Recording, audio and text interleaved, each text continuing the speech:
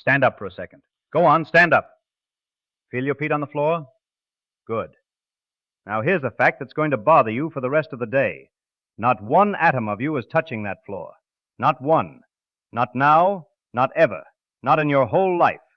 You have never actually touched anything. So what's holding you up? Don't say the floor is solid. I've heard that answer since I was a kid, and it's not an answer. It's just a description with confidence in it. It tells you that something happens, not why. And when you actually look at what solid means, at the level where things are really happening, it falls apart in your hands. Here's the first crack in the story. Matter is almost entirely empty space. If you took the nucleus of an atom and blew it up to the size of a marble, and set that marble on the 50-yard line of a football stadium, the nearest electron would be way up in the parking lot. Everything in between? Nothing. Empty. Vacuum. So your shoe, my hand, this floor, we're all mostly nothing. Empty space standing on empty space. And yet you don't fall through. That's not a small puzzle, that's a real one. If the universe is mostly emptiness, why does emptiness say no? Now, the first real answer, the one physics teachers love to give you, is electric charge. Every electron has a negative charge, and charges of the same sign repel each other. So when the electrons in your shoe get close to the electrons in the floor, they push back hard. That's a real force, an honest force, doing real work every second you're standing there. It's not made up. I want to give it its due. And for a long time, that was satisfying to me. Two clouds of negative charge getting close, shoving each other apart like two people who both showed up wearing the same magnet. Fine. But sit with the numbers for a second, because here's where it gets strange. Electric repulsion falls off fast with distance. Inverse square. You get a little further away, the force drops a lot. If repulsion alone were holding you up, your atoms could get quite a bit closer to the floor's atoms before the push got strong enough to stop you. You'd sink in a little. Matter would be squishier than it is. Something else is doing the heavy lifting. Something that says no much more sharply, much more absolutely than plain old charge repulsion should. So what is it? This is the part where I get excited, because this is where the story stops being about forces and starts being about something almost philosophical. The real reason you don't fall through the floor is a rule called the Pauli exclusion principle. Here's what it says in plain words. No two electrons, actually no two identical particles of a certain type called fermions, can occupy the same quantum state in the same place at the same time. Now notice the word I did not use. I did not say they don't want to. I did not say they're pushed apart. I said they can't. It's not a force, it's not a fence. It's a law about identity itself, about what it even means for two things to be the same in this universe. Nature has decided that two electrons cannot be doing the exact same thing in the exact same place. Full stop. No exceptions, no negotiating. Think about how strange that is. Gravity is a force. Electric repulsion is a force. You can imagine in some other universe gravity being 10 times weaker or electric charge behaving differently. But exclusion isn't a force you could dial up or down. It's closer to a rule of grammar for the universe, a statement about what's allowed to exist simultaneously. When the electrons in your shoe try to pile into the same states as the electrons in the floor, reality itself refuses. Not resists, refuses. And here's the thing I have to be honest with you about, because I think honesty is the whole game in physics. I can name this. I can write down the mathematics of it, and the math works beautifully. It predicts the structure of atoms, the hardness of diamonds, why neutron stars don't collapse into nothing, why the floor holds you up, and not just a little, but completely, rigidly, with no give at all past a certain point. All of that comes out of this one rule. But naming a thing is not the same as understanding why it has to be true.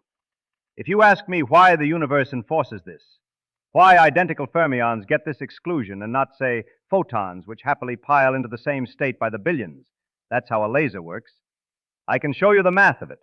Something about the wave function flipping sign when you swap two identical fermions, something called antisymmetry. But if you ask me why reality is built that way at the deepest level, why the universe chose this rule instead of some other one, I have to tell you the truth.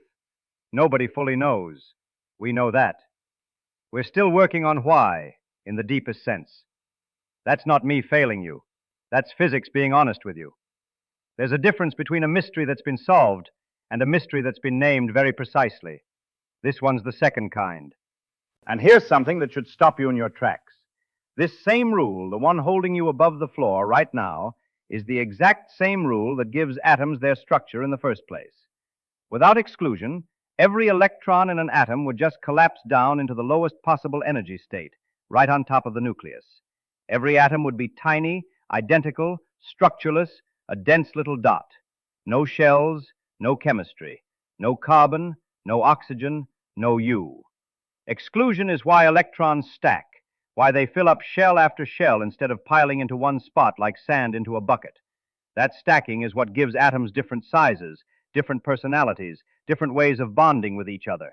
It's the reason there's a periodic table at all instead of 92 versions of the same boring dot.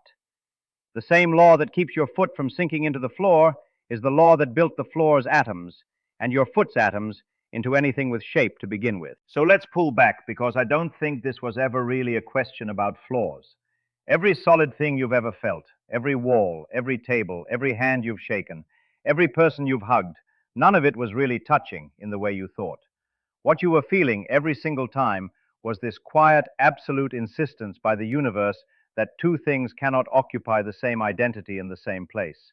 Every sensation of solidity you've had your whole life was really the feeling of distinction itself pushing back against you. I find that beautiful and a little unsettling at the same time. We go around thinking solidity is about strength, like the floor is winning some kind of contest of toughness against your foot. But it's not really about strength at all. It's about sameness being forbidden. You don't stand on the floor because the floor is strong.